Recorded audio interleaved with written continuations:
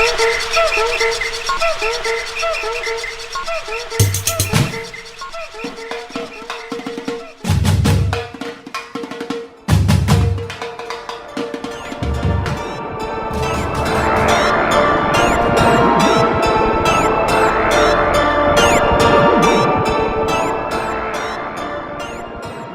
é o Patramada Criminal. Não é assim que eu começo esse episódio. Como que eu... eu sou a Natália Salazar. E eu sou a Renata Schmidt. E esse é o Patramada Criminal. Sejam bem-vindos. Bem-vindes. Desculpa, nossa molécula de serotonina, ela tá meio falha. Que molécula, né? Eu desconheço. Molécula, por que nos desamparaste? Molécula, volte. Volta pra nós, molécula. Volta pra mim. Não faz assim. Por que me tiraste de teu ventre? Ai, gente, eu fico traumatizada toda vez que eu vejo esse vídeo. Você sabe que vídeo eu tô falando, né? Não. É uma menininha de 6 anos numa missa. E daí o padre fala com a maior naturalidade da vida. Tipo, agora essa criança de 6 anos vai relatar um aborto da visão do feto. Do ponto de vista do feto. E daí a menina começa...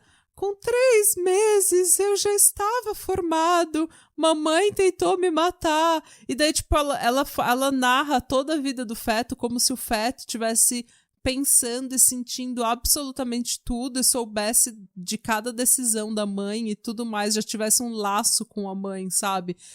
E daí a menina começa a chorar porque ela tá absolutamente traumatizada, ela tem 6 anos de idade. Ai, gente. E daí ela começa... Por que me tiraste de teu ventre e me colocaste na terra?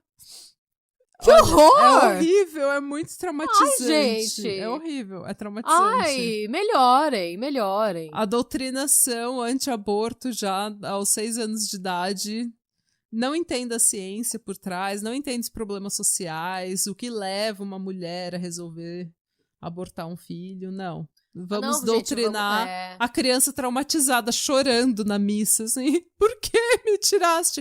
Porque na cabeça dela de 6 anos de idade, a mãe tirou um bebê de dentro dela que já podia pensar, e já podia se conectar, e já podia sentir absolutamente tudo. Quando, na verdade, a gente sabe que essa não é a realidade, mas... Ai, gente, quem me dera o mundo fosse simples assim, e o certo e o errado fossem tão visíveis e tão fáceis e tão, sei lá. Né? Quem me dera o mundo fosse mais fácil, de verdade. Gostaria, seria muito legal, mas... Eu acho que qualquer um que tenha vivido um pouquinho fora da bolha sabe que não é por aí que a banda toca, né? Não, exatamente. Mas vamos falar de tragédias que deixam a gente menos revoltado. Num podcast de True Crime, em que a gente fala de crimes reais e tragédia, a gente vai falar de algo menos traumatizante que a Igreja Católica, é isso? Sim. Eu pelo menos pra mim, assim. Eu fiquei mais traumatizada nesses 2 minutos que você resumiu essa tour dessa minazinha pra mim do que fazendo meu roteiro aqui. Eu fico com muito dó. Se você é a menina daquele vídeo, por favor, mande uma mensagem pra gente dizendo que você se recuperou e que você tá bem, que você cresceu pra ser uma pessoa feliz. E se você conhece a menina, sei lá, se você é um ouvinte nosso que sabe quem é, passa esse recado pra menina. Que a gente espera, se ela tá bem. A gente espera que ela esteja bem, que ela não esteja traumatizada e que se ela for contra o aborto, que seja tudo bem, tá tudo bem. Mas que Que seja por depois de estudar e pesquisar. Mas que ela tenha se recuperado do trauma. Sim. Qual que é a tragédia que você vai me contar hoje? Na verdade, eu vou contar, é um caso de uma celebridade que tem uma história que eu acho que é bem pouco conhecida, assim. Hoje vamos falar da maravilhosa, da única, Betty Page. Ok. Antes de mais nada, minhas fontes. Eu fiquei sabendo dessa tour toda pelo Murder, Mystery and Makeup, da Bailey Sarian. Só um adendo. Sou super fã da Bailey Sarian, sou cadelinha da Bailey Sarian, me note, eu acho ela maravilhosa. Se eu tivesse coordenação motor, eu super faria um Murder, Mystery and Makeup versão tupiniquim, assim, sabe? Você vai se maquiando e contando a história pras pessoas. Acho maravilhoso. Enfim. Fica aí a minha apreciação por Bailey Sarian, coraçãozinho pra ela.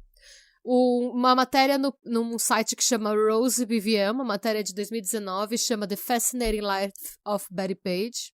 Um artigo da University of Northern Iowa, que chama Obscenity and Pornography, A Historical Look at the American Library Association, The Commission on Obscenity and Pornography and the Supreme Court, da Gretchen Brook, de 2010. Um artigo da revista Time que chama Cinema, Kefauver vs. Hollywood, de 27 de junho de 1955. Fomos longe.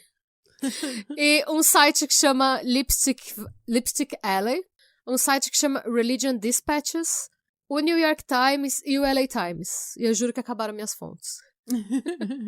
Secaram as fontes. Secaram as fontes. Eu vou começar essa história com um trecho de um documentário da MTV, uma frase que foi dita pelo produtor, que é: a franja rocker e os sweaters vintage de Katy Perry, o sexy book da Madonna e seu fascínio por roupas e lingerie fetichistas, a obsessão de Rihanna por tudo que é de couro, Uma Thurman em Pulp Fiction, o site Suicide Girls, as Pussycat Dolls e toda a carreira de Dita Von Teese não teriam existido sem Betty Page.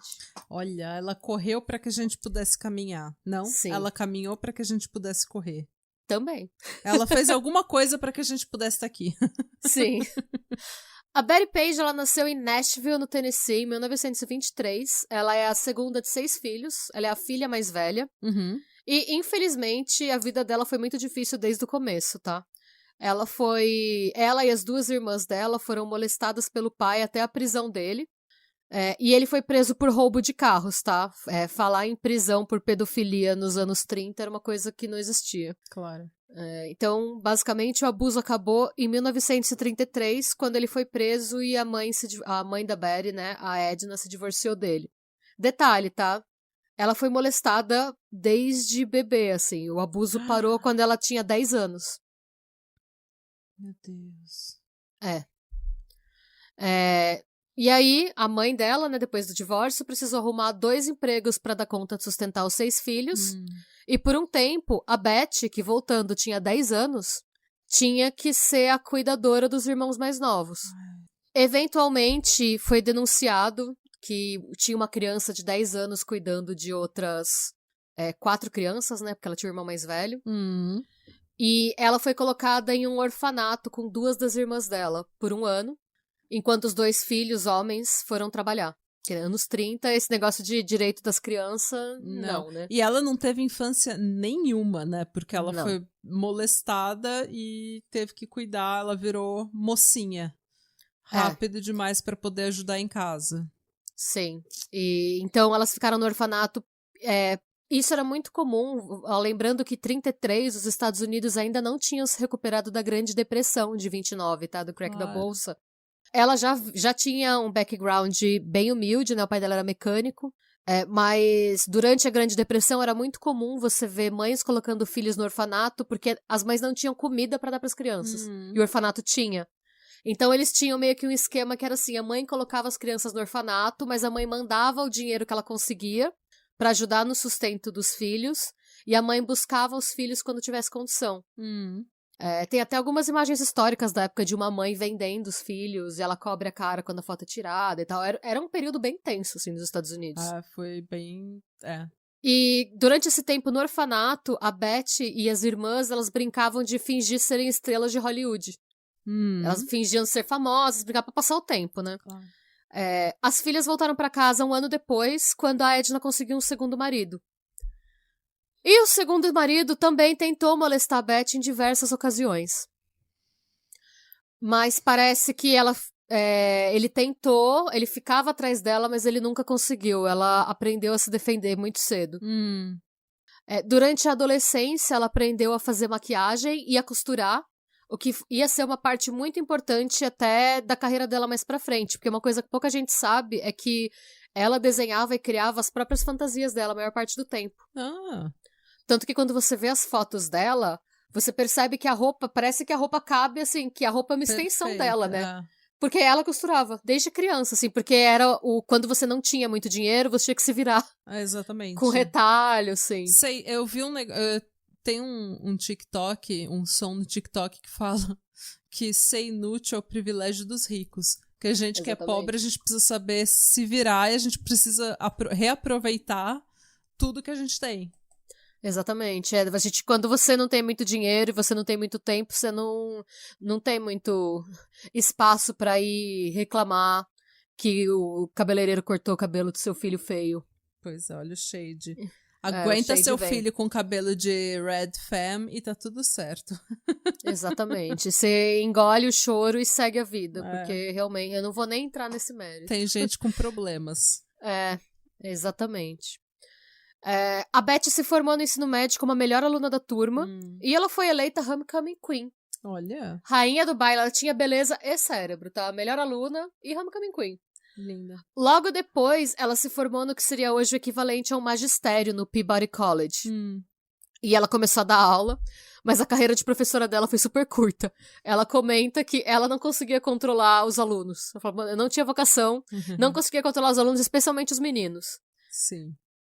E aí, ela começou a trabalhar como secretária, mas ela fazia bicos como modelo por fora. E ela trabalhava principalmente para marcas de casacos de pele. E aí ela acabou casando com um marinheiro, o nome dele era Billy Neal, em 1943, com 20 anos. Mas o sonho dela mesmo sempre foi ser atriz. E nisso, enquanto ela fazia foto para esses catálogos de casaco de pele, só um adendo, fotografar para casacos de pele era considerado uma coisa bem sensual naquela época. Porque era uma... Ok. Porque casaco de pele, pensa que você tá num mercado de crise ainda. Tava no meio da Segunda Guerra Mundial, né? E pra você se dar o luxo, eles era muito associado a sexo, assim. Você tem um casaco de pele, queria dizer que você venceu na vida. Era um negócio super caro. Não existia o sintético na época, né? Então era um negócio, assim, era um artigo de luxo que você tinha que falar. A ideia era tipo você fazer foto de lingerie na época. Sim. Era tipo, nossa, olha, você vai vestir esse casaco e você vai ficar maravilhosa que nem eu. Era essa O equivalente no Brasil do Bolsonaro é o equivalente de tirar foto com um churrasco e só ter picanha no churrasco. Isso, exatamente. Esse é o equivalente. Esse é o equivalente. E ela conheceu um homem que tinha uma agência de talentos, né, nesses ensaios, e ele encorajou ela a tentar Hollywood, a tentar a vida, a tentar a carreira lá, né? Qual que era o problema dela? Ela era muito carismática, ela fotografava muito bem, ela tinha o je ne sais quoi, sabe? Aquela coisa especial, assim. Mas o sotaque dela do Tennessee era uma coisa que impedia ela de conseguir papel. Ai, era muito forte. Ela tinha um sotaque muito carregado, muito característico, e até hoje já é difícil você conseguir uma carreira de atriz ou de ator com um sotaque que não seja da Califórnia. Mas naquela época era mais difícil ainda. E assim, a Beth ela é uma pessoa que ela sempre foi atrás dos rolês dela, ela sempre fez o corre dela. Nisso, vou fazer meu corre, ela ficou 1 ano fazendo aula de atuação e aula de fono. Olha. Mas ela não conseguiu eliminar o sotaque sulista. Não deu. Hoje não, Faro. Eventualmente, ela conseguiu um screen test pra 20th Century Fox. Mas ela não conseguiu o papel porque ela se recusou a entreter os produtores depois do teste. Foi assim uma grande decepção na carreira dela. Foi uma coisa que ela falou a vida inteira, que a gente vai falar um pouco disso mais pra frente. Que na carreira ela achava melhor o trabalho que ela fazia como pin-up, que sofria muito preconceito na época, do que prostituição, entre aspas, que você tinha que fazer pra conseguir papéis no cinema. Então, pelo menos o trabalho de pin-up ele era mais digno, era aquilo mesmo que você fazia, as pessoas te tratavam melhor. Então foi uma bandeira que ela carregou, assim, pro resto da vida. Ela ficou muito decepcionada com isso. E aí, em 47, ela se divorcia do marido e ela decide, em 48, mudar pra Nova York pra tentar oportunidades no teatro. Ela pensou, não deu certo. Eu vou pra Vai Broadway. que na Broadway, vou tentar Broadway. E tava tentando e sempre fazendo bico de secretária, trabalhando de secretária, fazendo bico de modelo, fazendo o rolê dela, né? Nisso, é em Nova York que vem a virada pra nossa amiga Betty Page. Ela tá passeando na praia em Jones Beach, em Nova York, quando ela é vista pelo Jerry Tibbs. O Jerry Tibbs é um sargento de polícia e fotógrafo amador. Ai, meu Deus. Parece muito aquele. Não, vem pro meu apartamento, eu vou tirar umas fotos suas. Daí você chega no apartamento. Super Rodney Alcala vibes, né? Vou tirar umas fotos, fazer seu. Como que é o nome? Seu composite. Seu book. Você lembra tem um filme do Fernando Meirelles chamado Domésticas? Você já viu Domésticas? Não. Tem uma delas que ela quer ser modelo. E daí ela vai e tira umas fotos, assim. E daí o cara pergunta, olha, você tirou... Ela vai fazer o composite. E daí ela tira as fotos e o cara pergunta, nossa, você tirou foto pelada? Ela é pelado artístico. Pelado artístico. Por que não? Não, gente, se fosse hoje em dia... Gente, pelo amor de Deus, super creepy, né? Total. Mas nesse caso não era, até o que acontece. O Jerry Tibbs, ele tinha, em parceria com um amigo dele que chama Cass Carr, um clube de fotografia que oferecia aulas gratuitas de fotografia no YMCA local. Então eles tinham realmente era realmente um business, não era... Não era uma kitnet com um lençol branco na parede. Não era. Ele realmente tinha. Então, assim, por conta do clube de fotografia que dava aula, eles sempre buscavam novos modelos fotográficos para as aulas. E vamos lembrar que a Betty Page se recusou a entreter gente na 20th Century Fox. Se o cara fosse um creepy, ela não teria aceitado. E ela foi fazer as fotos com ele, e eram fotos o que eles chamam de pin-up style, aquelas fotos meio cheesecake, sabe? Que na época eram consideradas extremamente chocantes e sensuais, que era normalmente o que os soldados solteiros levavam pro front, pra lembrar da mulher americana, sabe? Que normalmente aquelas roupas... A gente vai colocar no descritivo do episódio lá, tudo bonitinho, as fotos como é que eram e tal. Se a gente olhasse hoje, é uma foto mais cândida do que as influencers postam no Instagram, sabe? É provavelmente uma foto melhor do que as fotos que a gente posta no Instagram. Sim, porque elas estão todas vestidas, e tudo é tipo a mulher com um vestido justinho na cintura, tirando uma torta do forno. Não tem nenhum pelado artístico. Não tem nem os peitos de fora. E ela se deu muito bem nesse mercado, e até hoje o jeito que ela posava, o jeito que ela modelava é considerado referência. Ela é considerada uma pessoa que tinha vocação pra fazer isso, principalmente porque ela tinha pouquíssima experiência como modelo. Só com as fotos de vestido de casaco de pele, e ela fez aula de atuação, mas ela nunca fez aula de passarela, de fotografar, nada, era uma coisa muito natural pra ela. E ela sempre era convidada, ela começou a se dar tão bem que eles começaram a fazer a ponte pra ela ir pra revistas mesmo, revistas grandes. Então ela fez trabalhos pra revistas como Wink, Eiffel, Titter e Beauty Parade.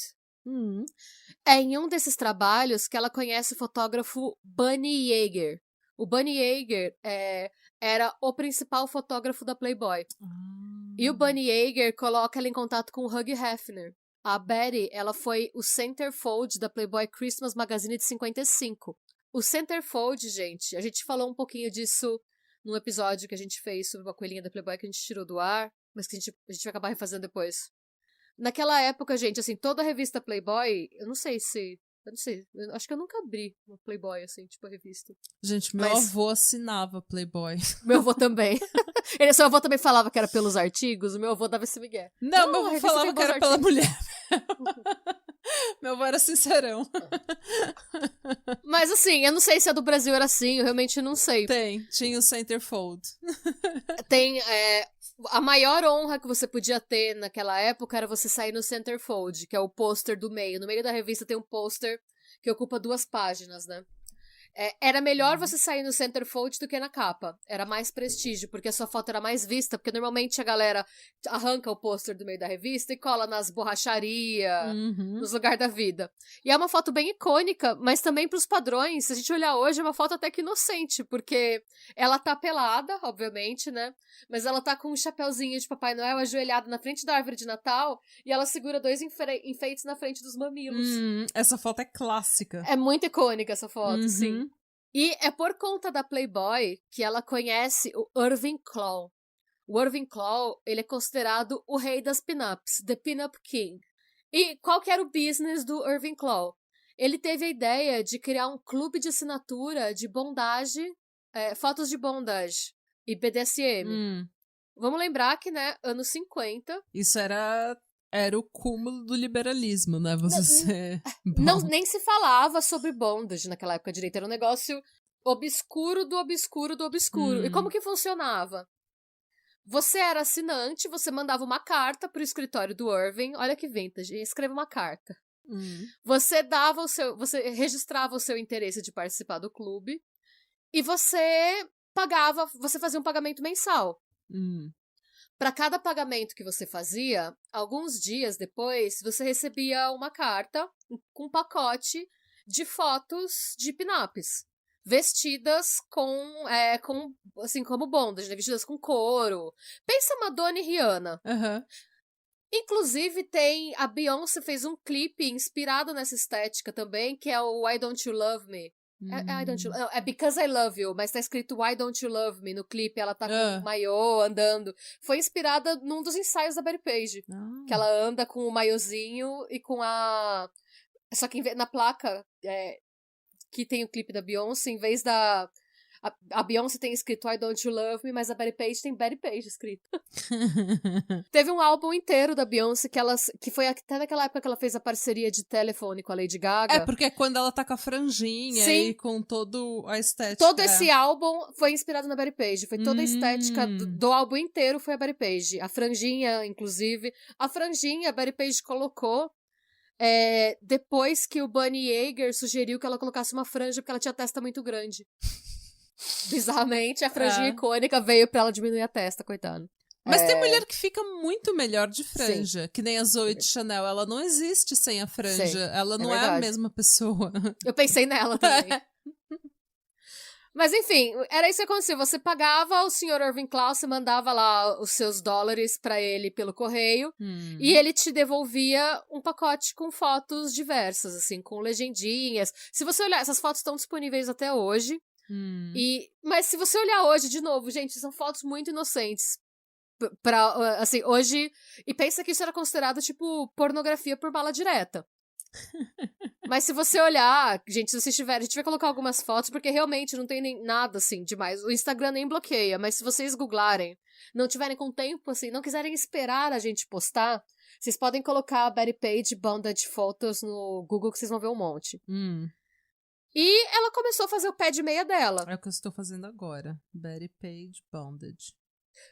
Eu achei que você estava fazendo seu pé de meia. É isso que eu estou fazendo agora, o meu pé de meia. Também estou fazendo o meu pé de meia, que eu preciso ir pro Brasil. Sim. E aí, ela fazia ensaios, ela só trabalhava aos sábados, depois disso ela começou a poder viver de ser pin-up. Todo sábado ela fazia 5 horas de sessão de fotos, ela recebia $10 por hora de trabalho, e, além desse pagamento por hora, ela recebia um bônus de $50, que seria pelo direito de imagem.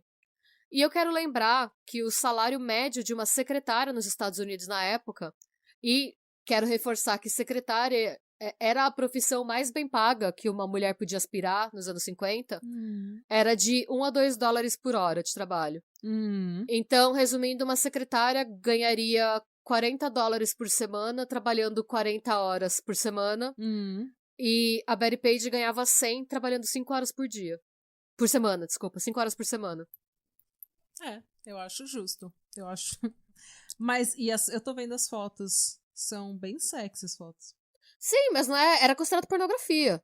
E é nisso que eu vou entrar nessa seara agora. Porque tudo tava indo muito bem pra Betty, até que um cara chamado Estes Kefauver fudeu o rolê.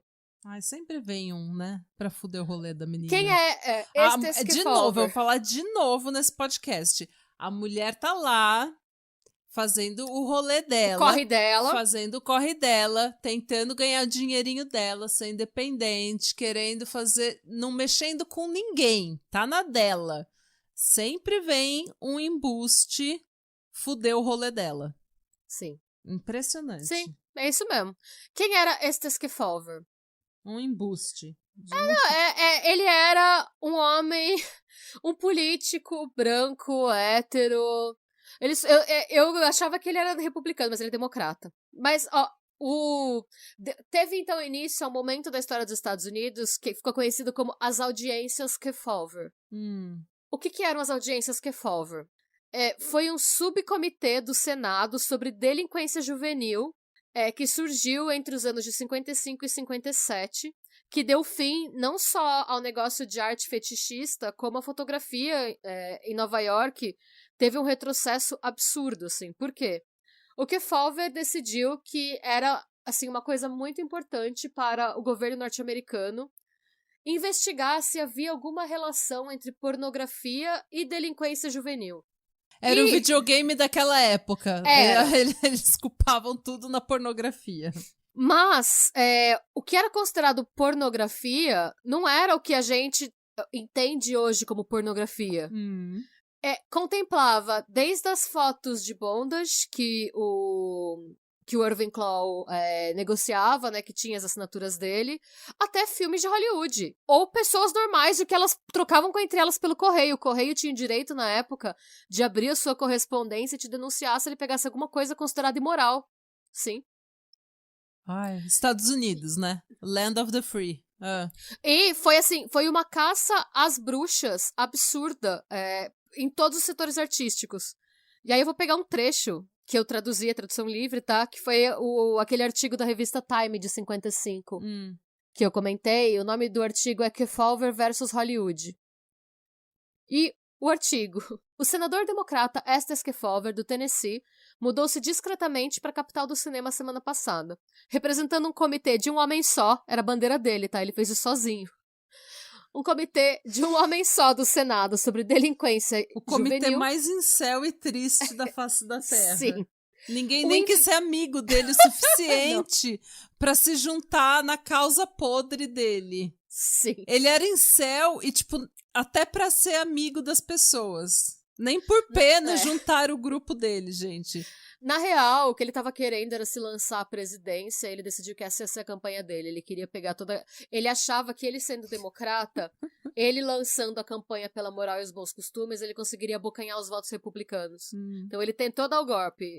Spoiler alert, não funcionou porque ele não virou presidente, mas bem. Ele tá lá na banda de um homem só dele, tocando todos os instrumentos, porque ele não conseguiu nem ter um amigo pra esse rolê.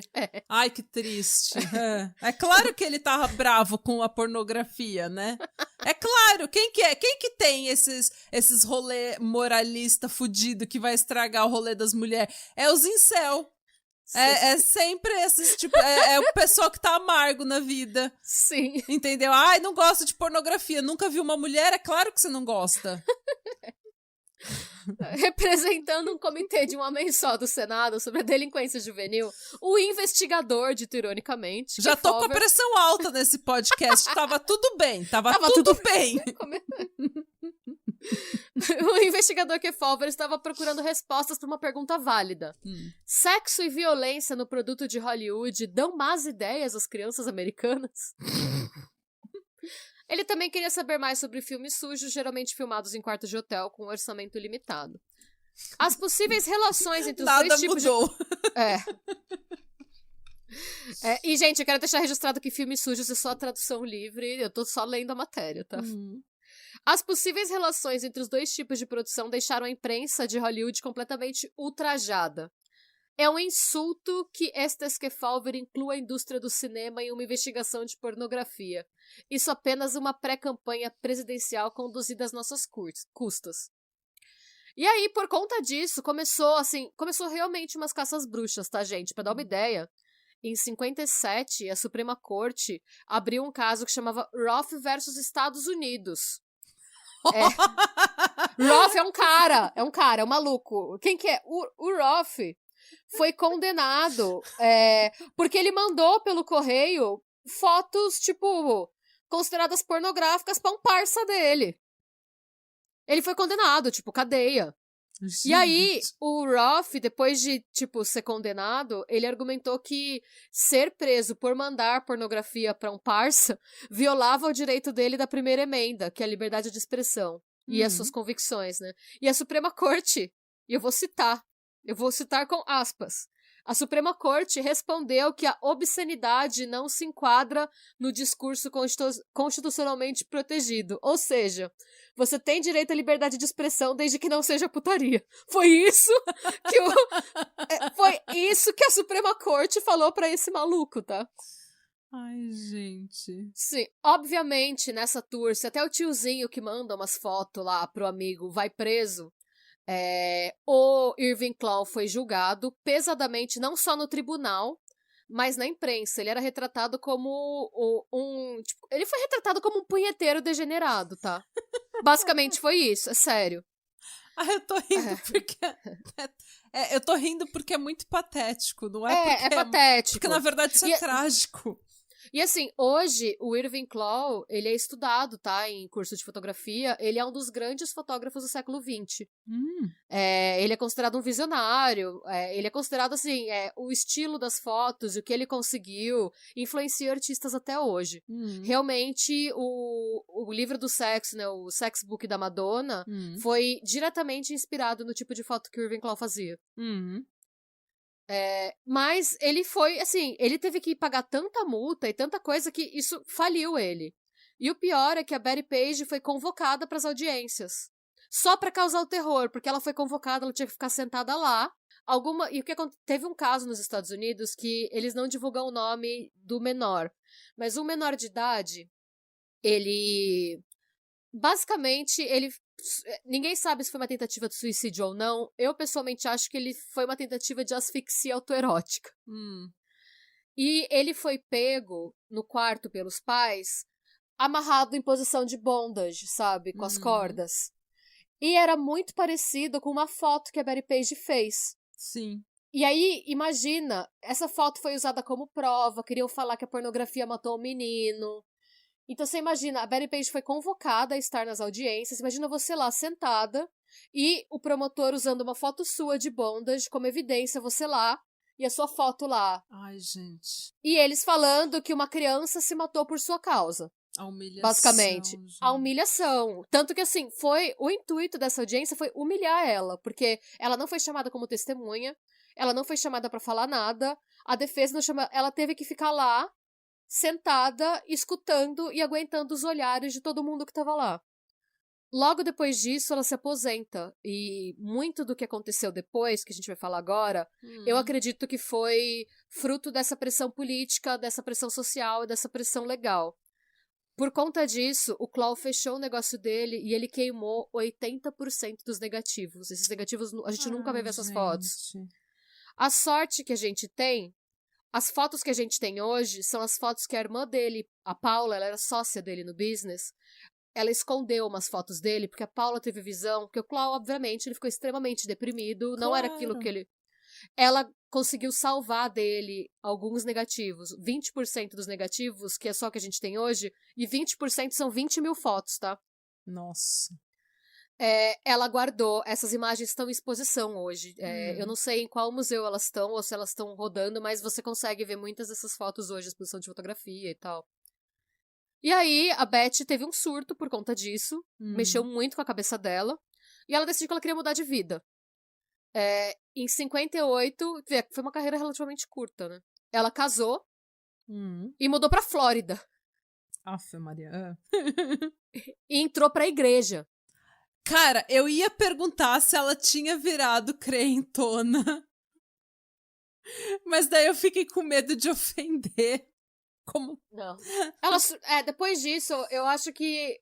Sabe quando junta o que ela passou na infância, o que ela escutou? E eu acho que as audiências, a humilhação que ela passou nas audiências foram a gota d'água pra ela.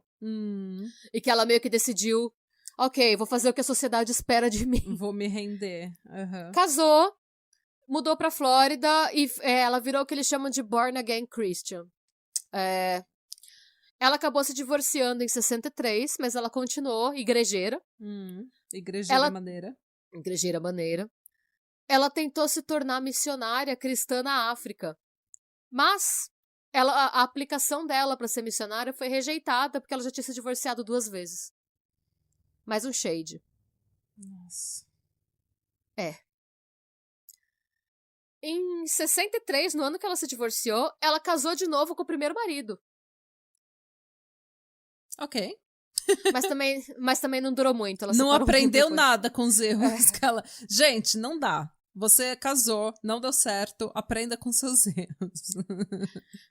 E se você tá se perguntando, isso aqui não era um podcast de crime, por que a gente tá falando da Betty Page, tá? Porque é o nosso programa e não o seu. Mas... Mas eu ia falar que o barato vai começar a ficar louco agora. Ah, ok. Vai entrar uma criminalidade. Vai, sempre vai. Em 1972, a polícia foi chamada pelo gerente de um motel de beira de estrada na Flórida, porque a Beth estava correndo pra cima e pra baixo pelo motel, atirando pra cima e gritando que a retribuição de Deus estava vindo. Ai, meu Deus! Não, Beth, não! É. E a polícia parou ela, mas como ela era Betty Page, ela nem foi presa. Ninguém se machucou, tava tudo bem. Betty, vai pra casa, velho. Para. Vai tirar uma naninha. Sim, Você então tá foram... um pouco alterada.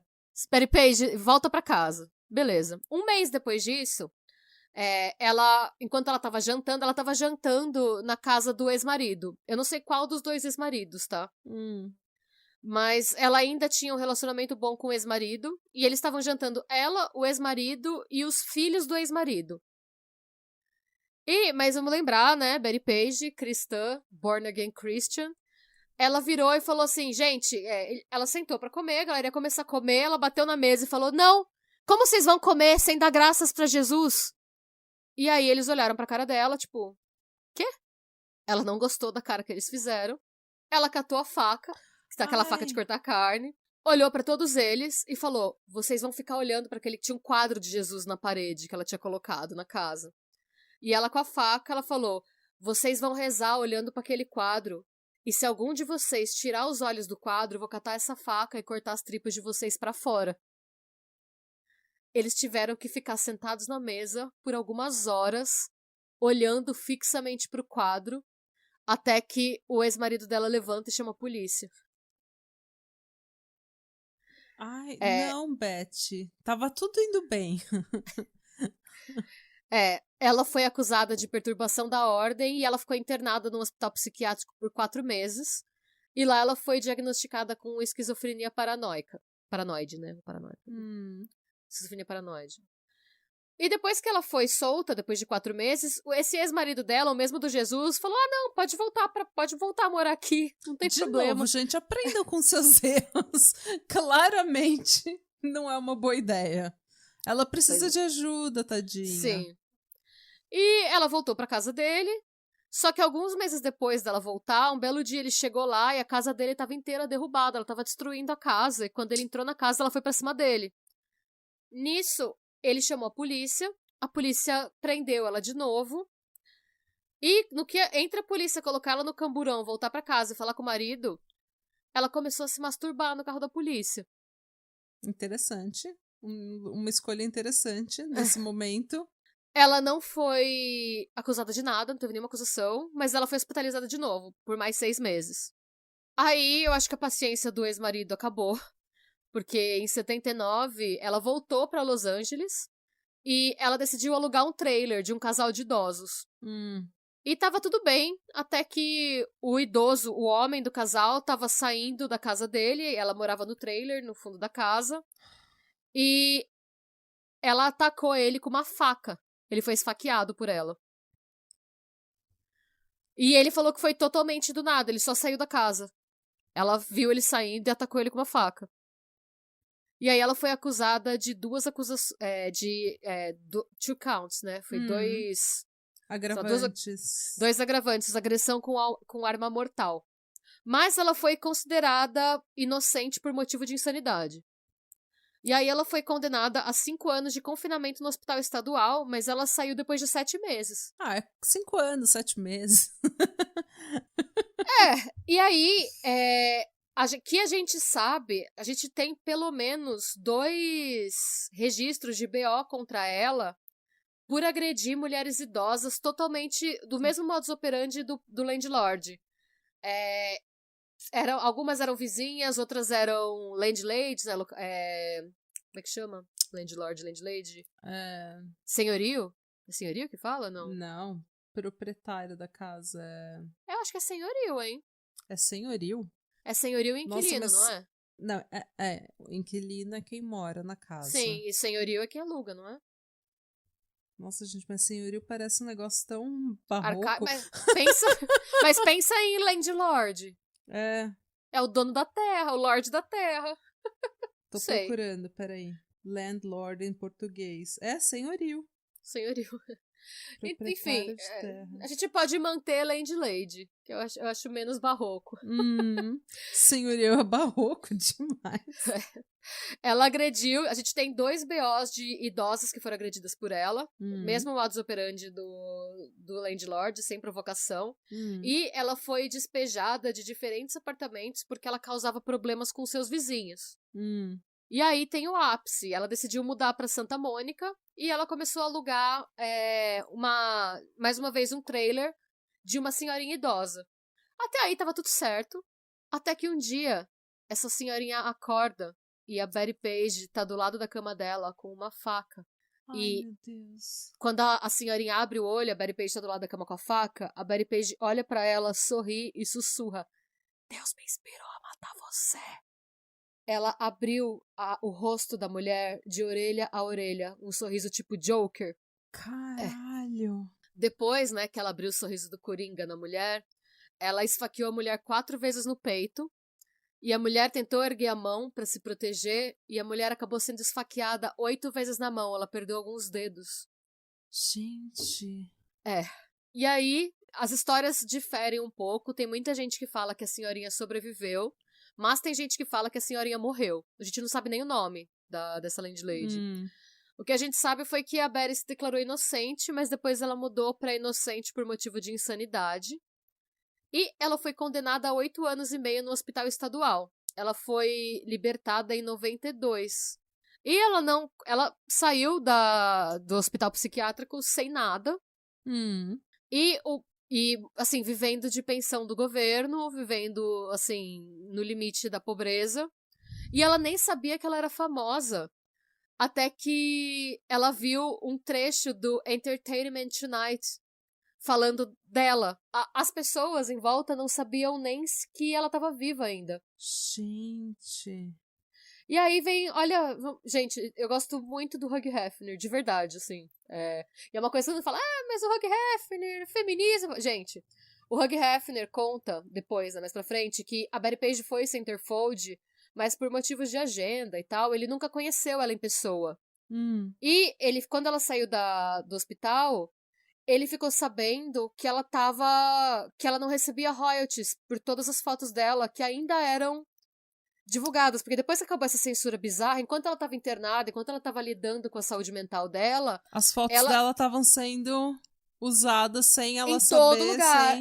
Exatamente. E o Hugh Hefner ficou sabendo, quando ela saiu do hospital, né, quando saiu aquele segmento do Entertainment Tonight, cadê ela hoje e tal, o fotógrafo falou pra ele, olha, nossa, ela tá sem nada, ela acabou de sair do hospital. Ele falou, como assim ela não tá recebendo pelas fotos dela?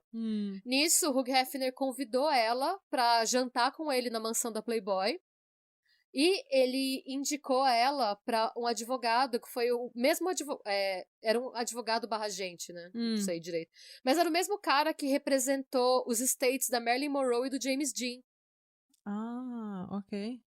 A partir daí, ela nunca mais... pra vocês terem uma ideia, tá, gente? Em 2011, saiu uma lista da Forbes de celebridades que mais lucram depois de mortas. Ela tá empatada com o Andy Warhol e com o George Harrison.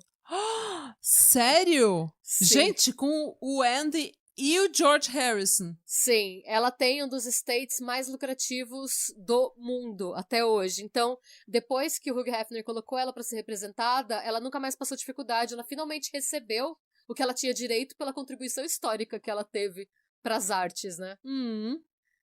E depois disso, o que aconteceu? Ela teve uma vida relativamente tranquila, porque ela finalmente acertou a medicação dela.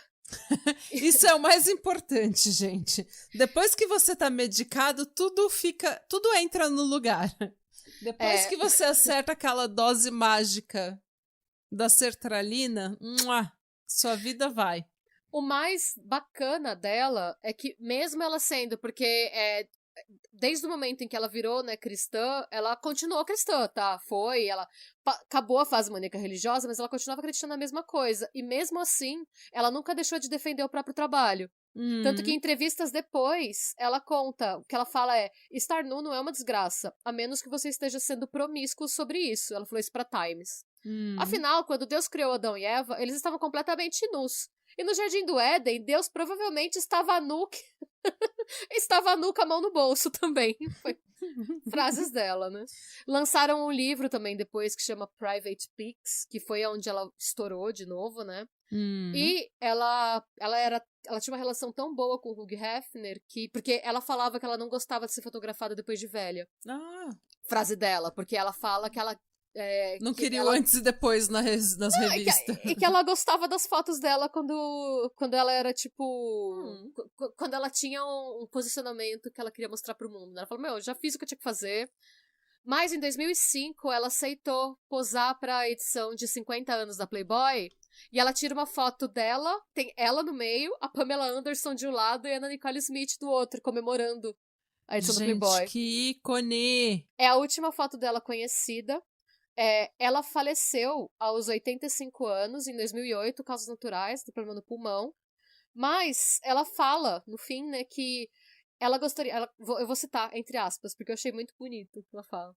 Eu quero ser lembrada como eu era quando eu era jovem, nos meus tempos de ouro. Eu quero ser lembrada como uma mulher que mudou as perspectivas das pessoas sobre a nudez em sua forma natural. E ela conseguiu, gente. Ela conseguiu e... Nossa, eu adorei. E essa é a história de Betty Page, gente, que foi muito, muito icônica, muito visionária, mas também muito louca e assassina de velhinhos. Essa é a moral da história, gente. Você pode ser icônico, é um assassino de velhinhos. Duas coisas podem ser verdades, gente. A gente vive num mundo hoje em dia... E eu não gosto de falar a gente vive num mundo hoje em dia, mas a gente tá num mundo em que tudo tá muito polarizado. Tá tudo muito preto e branco, tá tudo muito... Se você não acha isso, você tem que absolutamente achar aquilo. Então, tipo, calma, tem nuance. As pessoas são múltiplos. A gente pode ser várias coisas ao mesmo tempo. A gente pode... E duas coisas podem ser verdade ao mesmo tempo. Sim. Ela errou, ela teve um problema... Ela teve um problema psicológico, mas isso não nega tudo o que ela fez pela cultura, tudo que ela fez pela cultura BDSM, que hoje em dia a gente populariza e fala e faz episódio, e tem gente que vive disso, e por tudo, pelo trabalho mesmo. Eu acho que tem sempre aquele debate de essas feministas acham que tudo é tirar roupa, né? Que tudo é ficar pelada. E é uma coisa tão ridícula, porque naturalizar o corpo da mulher não é uma questão... Não deveria ser uma coisa tão controversa. Sim. E, não deveria anular... A gente vivia tanto naquele mundo de, se você posa pra Playboy, você é burra. Se você é loira e gostosa, você é burra. Se você é assim, assado, você é burra. Então, eu acho que agora que as coisas estão mudando e que as pessoas estão percebendo que você pode ser várias coisas ao mesmo tempo. Ai, gente, ela foi a melhor aluna da turma dela. E uma pessoa extremamente, até onde a gente sabe, uma pessoa extremamente independente, forte, e que lutou contra absolutamente tudo sozinha, né? Ela não teve infância, gente. Sim. Eu acho que aquele julgamento, aquela humilhação em público deve ter trigado uns traumas do passado que estavam lá, reprimidíssimos durante anos, intocados, e daí ela sentar lá e ter a foto dela exposta e ser acusada de um crime. E eu acho que é pior, porque assim, eu acho que quando você é diretamente acusado, você ainda tem a possibilidade de se defender. Mas foi num nível em que, assim, ela estava no banco, ela não foi chamada, então ela não teve nem a oportunidade de se defender. Ela foi exposta e obrigada a ficar calada. Eu acho que isso é pior do que você ser acusado. Porque se você é acusado, você tem direito a um advogado de defesa. Ela não teve nada, ela teve que ficar quieta e tomar. E pra alguém que já teve que ficar quieto, engolir o choro e passar por um monte de abuso a vida inteira, eu acho que foi a gota d'água, assim, eu acho que foi o gatilho que fez com que ela perdesse o controle e que ficasse desequilibrada, assim. E que a gente falou quando naquele episódio do Johnny Lewis, o que ele fez foi terrível, mas a gente sabe que não era ele ao mesmo tempo. E eu acho que é o que aconteceu com ela. O que ela fez foi terrível, mas ao mesmo tempo não era exatamente ela. Sim. E naquela época, se fosse hoje, a gente ainda podia falar, você tem que tomar responsabilidade sobre a sua saúde mental, ninguém é obrigado a lidar com a sua saúde mental, ou com a falta dela. Mas naquela época ninguém falava de saúde mental. Até hoje tem estigma em saúde mental. E assim, a gente não sabe nem se ela realmente era esquizofrênica, porque naquela época não se falava em transtorno borderline, não se falava em bipolaridade, então assim, qualquer coisa que você tinha naquela época era esquizofrenia. E esquizofrenia era uma sentença pra vida de você vai ser louco. Não aquela pessoa não tem um problema de esquizofrenia, ela é louca. Então, e até hoje, gente com esquizofrenia sofre um puta estigma, assim, de todo mundo fala que é só alucinação, sabe? Tipo, como se tudo da doença fosse alucinação. A gente nem sabe, às vezes ela nem, não sei, não dá pra saber mesmo, mas ela deixou o legado aí. Gente, Katy Perry dos anos 2010 é completamente Betty Page. É total. Tem um monte, é um legado que muita gente às vezes nem sabe, né? Enfim. Eu sou suspeita porque eu gosto muito dela. E é engraçado como às vezes são... Tipo, eu comecei aquele raciocínio e daí eu me perdi. Porque... Mas tipo, a gente fala desse negócio de as feministas acham que tudo é nudez e tudo mais. Mas às vezes uma nudez é uma afronta tão grande que acaba empoderando outras coisas. Tipo, a Madonna, o livro de sexo da Madonna, o quão absurdamente corajosa ela era de enfrentar todo mundo e de ouvir na cara dela, todo mundo, o pessoal entrevistava ela e falava na cara dela que ela era basicamente uma puta. Que ela era, tipo... Ela foi chamada de inimiga do feminismo. Nossa, ela foi chamada de burra. Ela foi chamada de tudo que existe. E simplesmente ela não precisou ser juíza, ela não precisou mudar as leis, ela não precisou ser ativista. Tudo que ela precisou fazer foi continuar fazendo a música dela sensual e tudo mais. E hoje em dia, tanta mulher e tanto homem que é super empoderado em outras coisas e que estão mudando as leis e que estão sendo juízes e que estão sendo outras coisas, começaram porque simplesmente se inspiraram na afronta.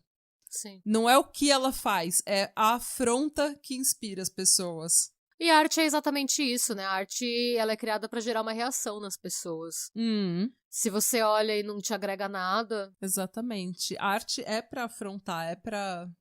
tem que te causar uma reação. Pode ser uma reação, pode ser um quentinho no coração, pode ser uma afronta, pode ser tristeza, pode ser tanta coisa. Pode ser uma raiva. Uma raiva. É por isso eu gosto muito de certos comediantes que as pessoas acham extremamente ofensivos. E tem alguns comediantes que eu acho extremamente ofensivos, mas que eu ainda me forço a ver. Porque eu adoro stand-up, eu adoro comédia, então eu sou meio nerd nesse sentido. E tem várias coisas que me ofendem muito que eu me forço a ver justamente para ser ofendida.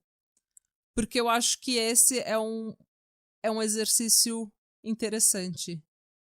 De você ter que sentar sozinho com aquela ofensa, sabe? E ficar puto e ter que